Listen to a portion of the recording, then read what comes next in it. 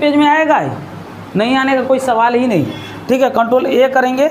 अब देखते हैं, कंट्रोल ए कर देते हैं, अब वो बॉर्डर लगा देते हैं। बॉर्डर लगाएं, अब इसको प्रिंट करके देखिए ना, देखिए टोटल में प्रिंट में आ जाएगा। कंट्रोल पी कर दिए, कंट्रोल पी से देखिए प्रिंट हुआ। अब कहाँ दिखाई दे रहा? अब कहिएगा सर अब बॉर्डर तो लगा दिए, इसके बीच में बॉर्डर लगा कहाँ? बॉर्डर तो लगा है, लेकिन लगा क्यों नहीं ये बताइए। अब क्वेश्चन तो ये आ गया ना। एक्सेल में देखिए काम करना बहुत कठिन है, कहने के लिए तो कह दीजिएगा हमको सर हो जाएगा, लेकिन करने लगिएगा ये सब प्रॉब्लम आएगा। देखिए हम कंट्रोल क्या किए, कंट्रोल ए किए। अब बॉर्डर तो हमको दिख रहा है, सब में बॉर्डर लगा हुआ है, फिर भी प्रिंट करते हैं तो बॉर्डर आ क्यों नहीं रहा है? ये भी तो दिक्कत है। हमको अभी बॉर्डर लगाए हैं ना, ये तो फर्स्ट पेज है आपका, फर्स्ट पेज है, लेकिन फर्स्ट पेज में तो पूरा में हम बॉर्डर लगाए हैं, लेकिन पूरा लग नहीं रहा है। क्यों नहीं लग रहा है? अब ये क्वेश्चन आप लोग किए हैं, करना चाहिए कि नहीं?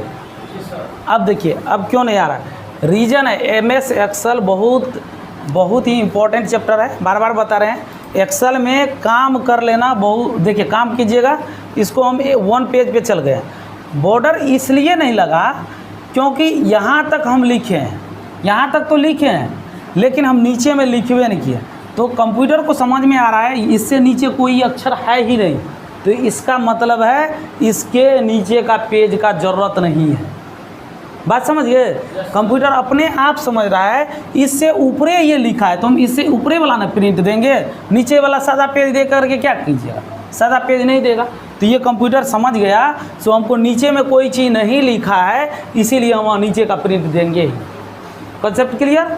अब कहिएगा सर हम नीचे का बॉर्डर लाना चाहते हैं, हम बिना लिखे हुए लाना चाहते हैं, तो वो भी हो जाएगा।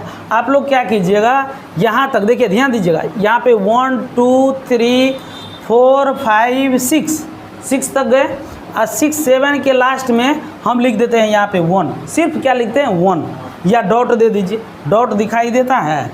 नहीं दिखाई दे रहा है, थोड़ा दिखाई दे रहा है। अब प्रिंट करते हैं, देखिए डॉट तक आपको प्रिंट दे देगा। अब कंप्यूटर को समझ में आ गया ये यहाँ तक पेज मेरा भर लिया, तो कंट्रोल पी करते हैं, कंट्रोल पी करके देखते हैं, देखिए आया डॉट यहाँ पे दिए तो अपने आप खाली जगह आ गया, आया कि नहीं? तो कंप्यूटर को समझ में आ रहा है, तो इतने तक लिखा है। अब एक चीज़ बताइए, हम 10वां नंबर पेज पे, अभी पेज कितना दिखा रहा है? पेज कितना दिखा रहा है? कितना पेज दिखा रहा है? एक ही दिखा रहा है, एक ही दिखा रहा है। हम 10 नंबर पेज पे जाते हैं, ठीक है, 10 पे जाते हैं, ABCD कुछ भी, एक पेज हो गया। इसी तरह एरो से चल जाइएगा, जितना पेज पे जाना है उतना पे चल जाइए। जा रहे हैं, बॉर्डर तो ऑल में लगा हुआ है सब में। अभी क्यों नहीं प्रिंट आ रहा है? क्योंकि हम नहीं लिखे हैं। यहाँ पे आके लिख दिए ABC।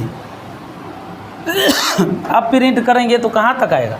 जहाँ तक मेरा ये ABC लिखा हुआ है वहाँ तक का प्रिंट आ जाएगा। कंट्रोल P करते, अब देखिए बढ़ गया। अब यहाँ पे कितना पेज दिखाई दे रहा है? अभी दिखाई दे रहा था 1, अब कितना दिखाई दे रहा है? 1, अब कितना दिखा रहा है? 4, कितना दिखाई दे रहा है? 4। तो इसका मतलब है 4था नंबर तक मेरा पेज चल गया। तो एक्सेल में समझ रहे हैं ना, ABC जहाँ पे लिखे ABCA तक लिखा है, यहाँ इसमें पेज फिर बचा कि नहीं?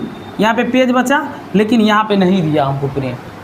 अब समझ रहे हैं कंप्यूटर ये कर रहा है, सो आप जब तक नीचे में नहीं लिखते हैं उसका हम प्रिंट नहीं देने वाले।